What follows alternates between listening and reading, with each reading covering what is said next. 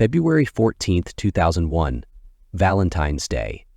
For many, a day of love, flowers, and celebrations. For Dr. John and Susan Hamilton of Oklahoma City, it was supposed to be no different. Dr. Hamilton, a prominent gynecologist admired by patients and colleagues alike, had already started his morning with an early surgery. By mid-morning, he was back home, a bouquet of roses waiting for his wife, a gesture of devotion that had become tradition in their 14 years of marriage. But something went terribly wrong. At 10:51 a.m., a desperate 911 call shattered the quiet morning. On the other end of the line was Dr. John Hamilton. His voice, frantic and disoriented, told the dispatcher, "It's my wife. She's been attacked. There's blood everywhere." He claimed to have found Susan lying in their master bathroom, unresponsive, her body cold to the touch. When paramedics arrived, the scene inside the Hamilton home was nothing short of horrifying. Susan's lifeless body was sprawled on the blood-streaked floor. Her head bore devastating injuries, her skull fractured, and two of her husband's neckties were tightly wrapped around her neck. John Hamilton, kneeling beside her, was covered in blood, his trembling hands clutching her face. "I tried CPR," he said. "I tried to save her." On the surface, it seemed like the desperate actions of a man who had just lost the love of his life. But as officers surveyed the scene, subtle inconsistencies began to emerge. The lack of forced entry, the methodical nature of her injuries. It didn't feel random. And as detectives looked closer at Dr. Hamilton, questions started to arise. Was this the act of a grieving husband, or a man trying to conceal an unthinkable act? The Hamiltons had been seen as the perfect couple. Friends described them as inseparable, with John doting on Susan in every way imaginable. Lavish gifts, romantic vacations, and grand gestures defined their marriage. But Valentine's Day would reveal a far darker side to their seemingly idyllic life. In the weeks leading up to her death, Susan had confided in close friends, voicing suspicions of infidelity and whispers of betrayal. Divorce had even been mentioned. Could the unraveling of their marriage have been the motive behind such a brutal act? The case would send shockwaves through Oklahoma City. A well-respected doctor accused of murder, a wife killed on the most romantic day of the year, and a community left grappling with the question, what truly happened inside the Hamilton home that morning? This is the story of the Valentine's Day murder. In Oklahoma City's upper echelons, Dr. John and Susan Hamilton were the epitome of success and elegance. John Hamilton, a prominent gynecologist, was well respected, not only for his skill in the operating room, but for his charm and affability. Patients trusted him, colleagues admired him, and his peers often regarded him as a pillar of the community. His wife Susan was no less captivating. A former model, she was known for her beauty, intelligence, and warm personality. Friends described her as graceful and kind, someone who lit up a room with her presence. Together, John and Susan seemed to have it all: a stunning home in an affluent neighborhood, lavish vacations, and a marriage that appeared unshakable. Those close to the Hamiltons often commented on their love story. John was fiercely devoted, often showering Susan with grand romantic gestures. Friends recounted extravagant trips to exotic destinations, luxurious gifts, and heartfelt love letters that Susan occasionally shared. To the outside world, they were the embodiment of a fairy tale romance. A couple deeply in love, untouched by the struggles that plagued others. But beneath the surface, there were whispers of strain. Susan had been married before, and some close friends hinted that John's adoration occasionally bordered on obsession. Others described moments of tension in their relationship, though nothing substantial enough to raise alarm. February 14th, 2001, began as another testament to John's affection for Susan. He had gone into work early, performing a scheduled surgery, but made sure to carve out time for Valentine's Day, a day he never failed to celebrate in style. He had bought Susan an elegant bouquet of roses and planned to spend the rest of the day with her. Susan, ever the romantic herself, had planned a quiet dinner at home, something intimate and reflective of their deep bond. Friends later recalled how Susan had spoken about John's Valentine surprises with excitement, even if her smile hinted at something unspoken beneath. That morning, neighbors saw John pull into the driveway of their stately brick home. The house, framed by meticulously maintained gardens, stood as a symbol of their affluence and stability. To anyone driving by, it was an ordinary scene, a husband returning home to surprise his wife on a day devoted to love. But inside that house, a darker reality was unfolding. Just after 10:30 a.m., John made the call to 911. His voice trembled as he pleaded for help, describing the horror he had stumbled upon. Paramedics arrived to find John visibly distraught, kneeling over Susan's lifeless body in the bathroom. She was dressed in her robe, her body cold, her head brutally beaten, and her neck bound tightly with two of John's silk neckties. Blood pooled beneath her, staining the pristine bathroom tiles. As first responders tried to revive Susan, John recounted his version of events. He claimed to have come home to find Susan in that state, possibly the victim of an intruder. He attempted CPR, he said, but it was too late.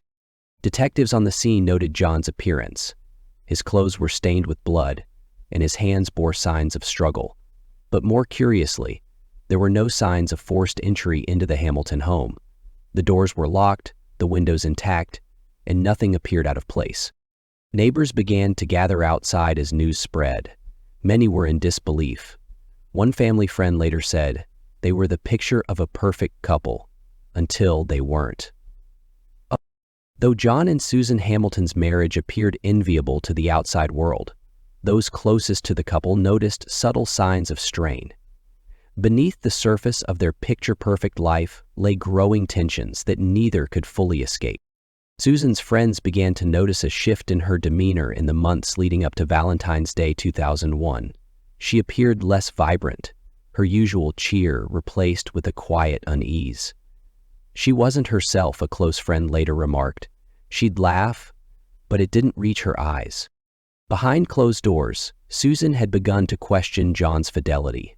Whispers of his extramarital affairs circulated among their social circles, though no one dared to bring them up directly to Susan. For a man as charismatic and successful as John, attention from other women came easily, and, as it turned out, he didn't always resist it. Friends recalled one particular incident at a holiday party just 2 months before the tragedy. Susan had seemed unusually tense, her gaze frequently following John as he mingled with guests. Later that evening, she confided in a friend, "I trust him, but sometimes I feel like I don't know him anymore." In private moments, Susan wrestled with her suspicions. She tried to maintain a facade of happiness, but her insecurities began to seep into their conversations. Some reports suggest Susan may have kept a journal where she poured out her fears about John's behavior. Though the journal itself has never been made public, investigators later reference its existence, hinting at entries that painted a picture of a woman struggling to reconcile her love for her husband with her growing doubts about his loyalty. She wrote about feeling isolated, one detective noted during the trial. She loved John, but she wasn't blind to the signs. One such sign came in the form of unexplained absences. John would occasionally work late at the clinic or attend conferences out of town, leaving Susan alone in their spacious home. While she initially dismissed these absences as part of his demanding career, a pattern began to emerge.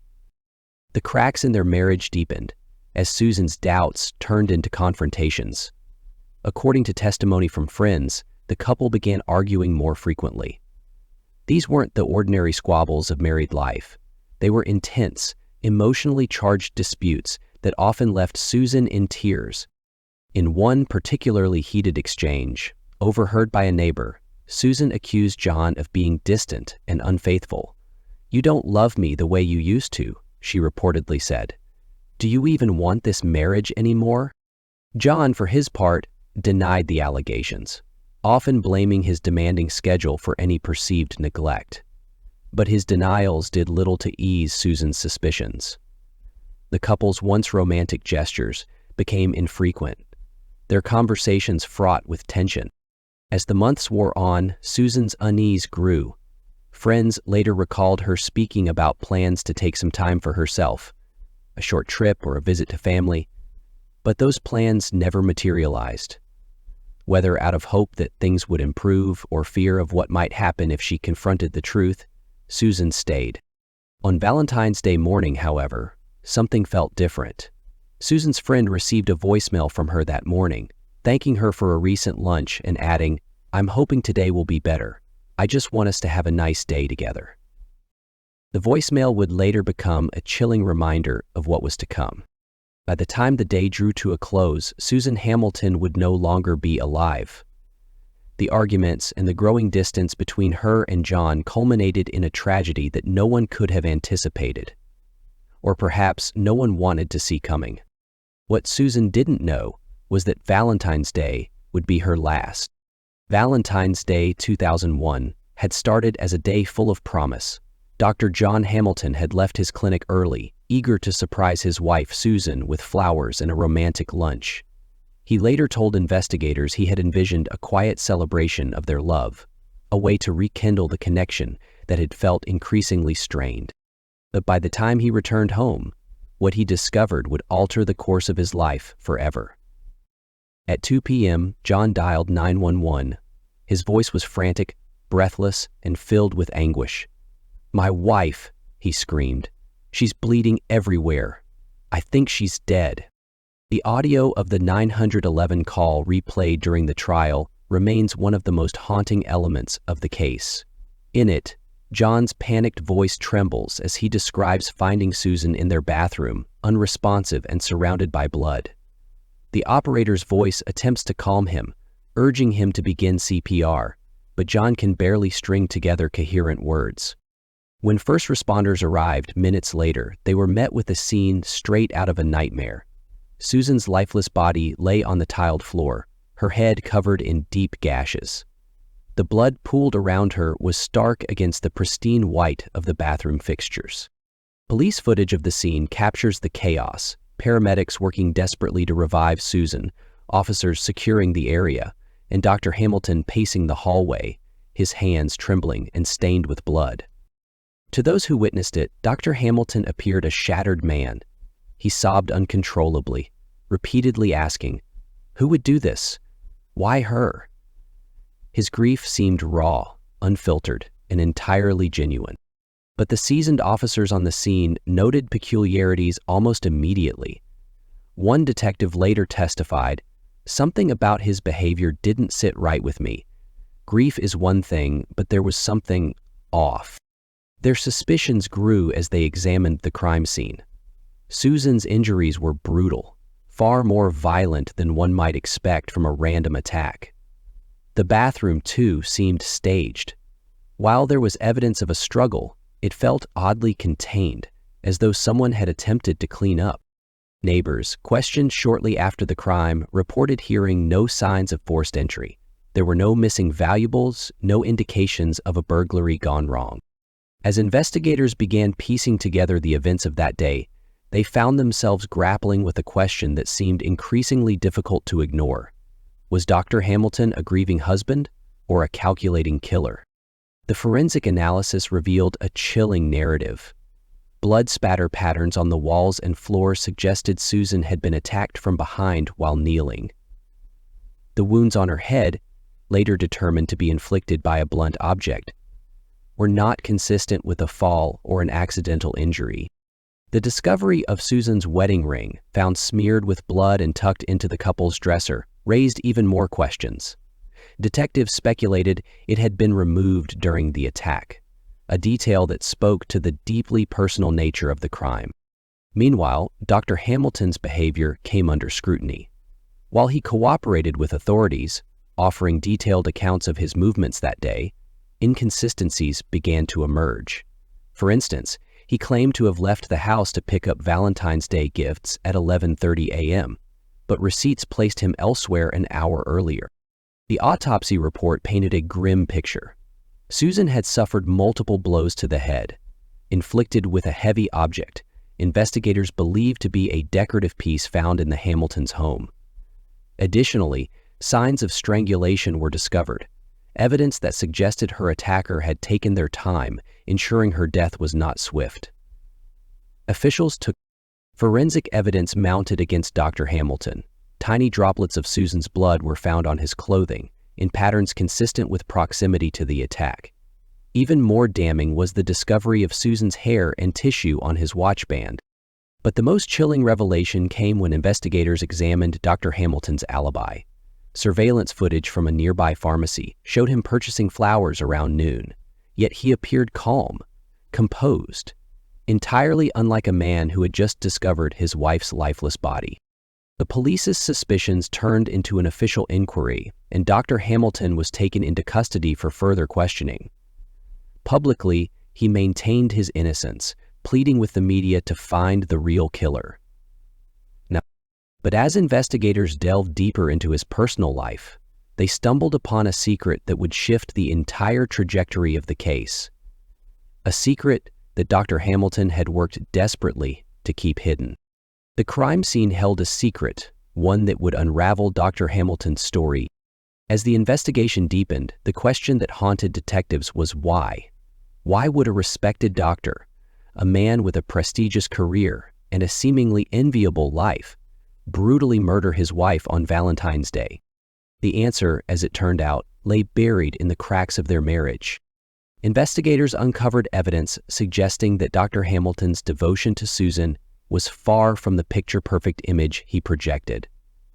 Rumors of extramarital affairs surfaced early in the case, leading detectives to dig into his personal life. Susan's closest friends and family began to share troubling anecdotes during their interviews. Her best friend recalled late-night phone calls in which Susan confessed her growing suspicions about John's fidelity. "She told me she didn't trust him anymore," the friend revealed. "She thought he was hiding something, and she was scared of what that might mean."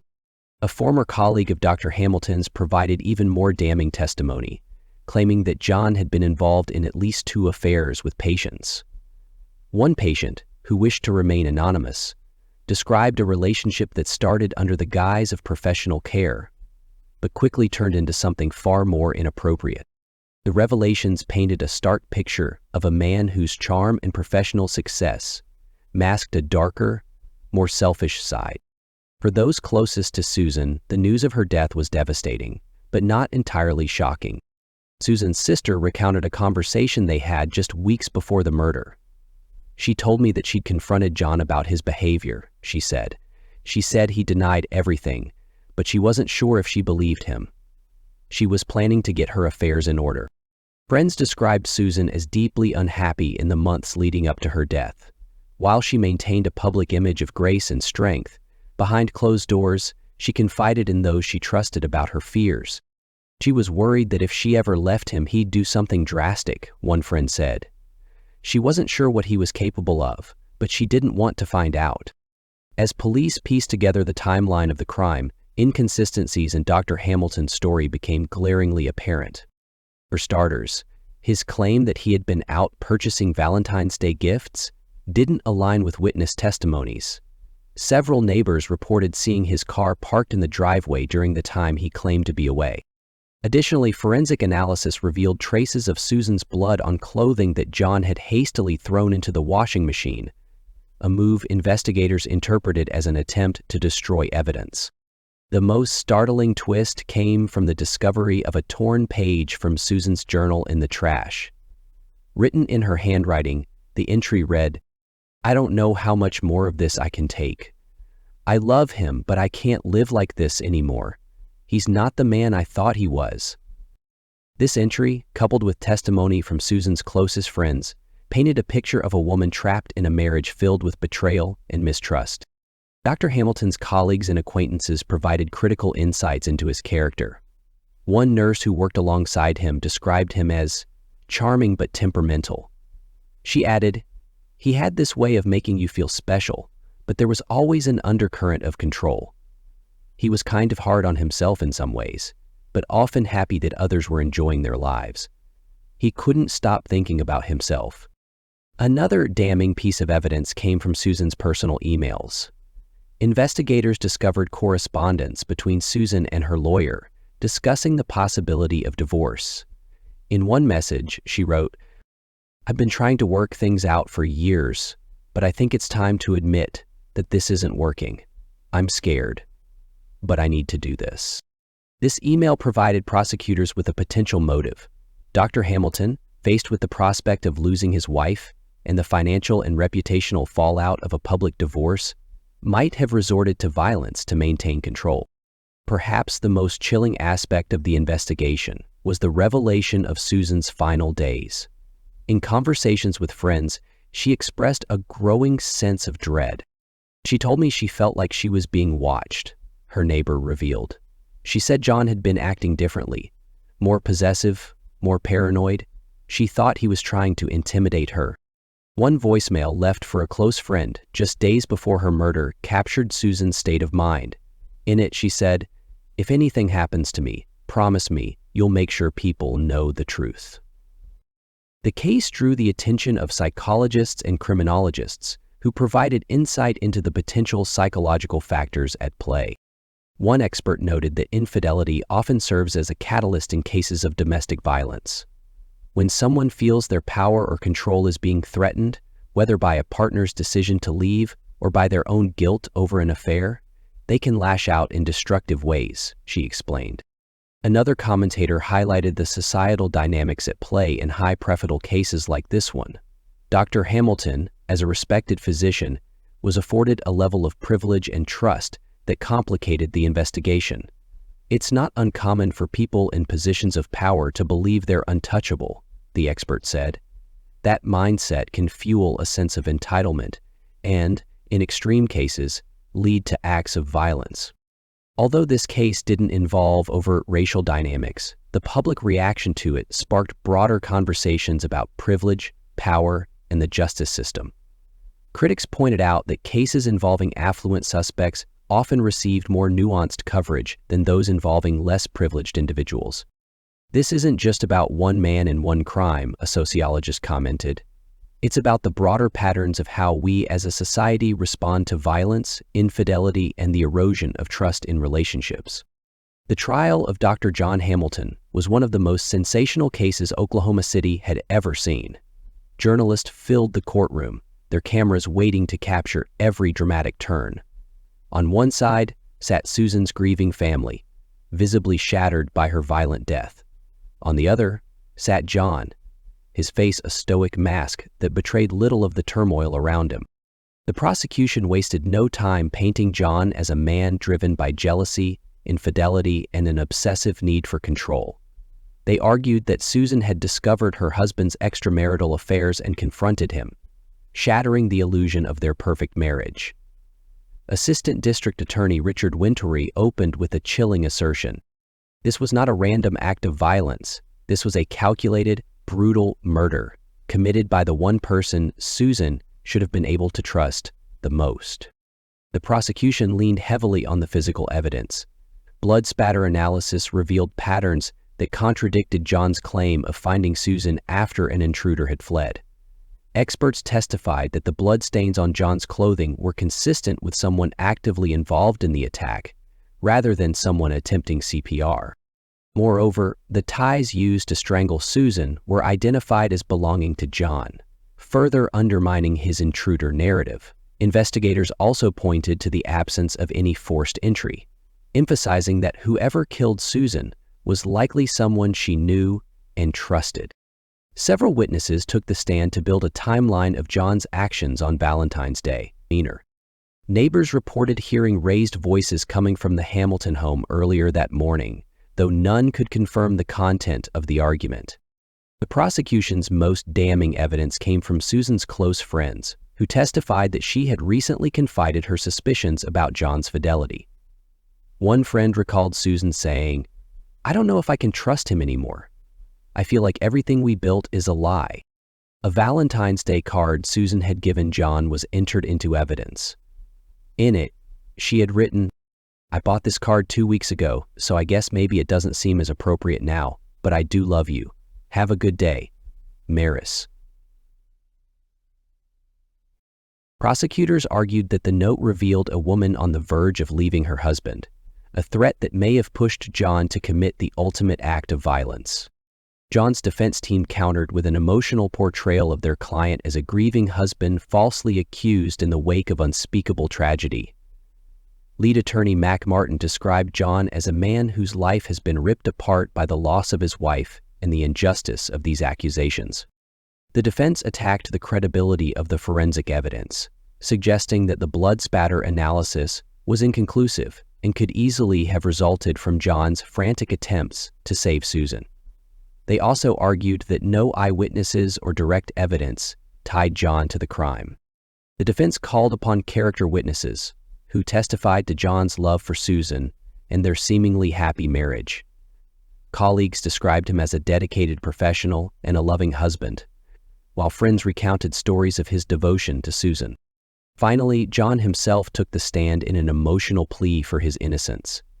Fighting back tears, he recounted his discovery of Susan's body and his desperate efforts to revive her. His voice cracked as he said, "I loved my wife more than anything in this world. I would never hurt her." During the trial's closing days, the court heard from Susan's family during victim impact statements. Her brother, his voice breaking, spoke directly to John. "She trusted you. She loved you. And you took her from us. There is no punishment severe enough for what you've done." The emotional weight of their words hung heavily in the courtroom, drawing tears from jurors and spectators alike. One recent event, the jury deliberated for 2 days, their decision complicated by the lack of direct evidence, but weighed down by the compelling circumstantial case against John. The tension in the courtroom was palpable when the jury filed back in, their faces somber. As the four persons stood to deliver the verdict, all eyes turned to John, who sat, stone-faced at the defense table. The words came slowly, each syllable landing like a blow. "We, the jury, find the defendant, Dr. John Hamilton, guilty of first-degree murder." Gasps echoed through the courtroom. Susan's family clung to one another, tears streaming down their faces. John remained expressionless, his hands clenched into fists. In the weeks that followed, John was sentenced to life in prison without the possibility of parole. The judge's words were resolute. "This crime was an act of profound cruelty, and the evidence leaves no doubt as to your guilt. You will spend the rest of your life paying for what you have done." News footage of the trial played across television screens nationwide, capturing the high-profile nature of the case. Outside the courthouse, crowds gathered, some chanting for justice, others expressing disbelief at the outcome. Images of Susan's smiling face were juxtaposed with mugshots of John, emphasizing the fall from grace of a man once held in high regard. Some saw John as a cold-blooded killer, while others believed he was a victim of circumstantial evidence and a rush to judgment. The Hamilton case remains one of Oklahoma's most infamous crimes, a haunting reminder of how even the most seemingly perfect lives can unravel in unimaginable ways. Was justice truly served, or did the courtroom drama leave unanswered questions? Let us know your thoughts below. In the weeks and months following Susan Hamilton's death, the ripple effects of her murder continued to devastate her family and friends. Susan's brother Mark took if she could trust John anymore. In John's case, the extramarital affairs may have been an attempt to maintain a sense of dominance, and when Susan challenged that, it became a volatile situation and escalate into irreversible tragedy. Now we turn to you, our audience. What do you think? Was justice truly served in this case? Could Susan's murder have been prevented if her friends or family had acted sooner? And what lessons can we take from this tragedy to better understand the complex dynamics of love, trust, and betrayal? Your thoughts matter. Share them in the comments below. We'd love to hear your perspective on this heart-wrenching story. If this story moved you, make sure to let us know by hitting that like button. Don't forget to subscribe and turn on notifications so you never miss another deep dive into the darkest corners of human behavior. This isn't the end. The world of true crime is filled with stories that challenge our understanding of justice, morality, and human nature. Next time, we'll uncover another tale of betrayal and murder. Stay safe and stay curious.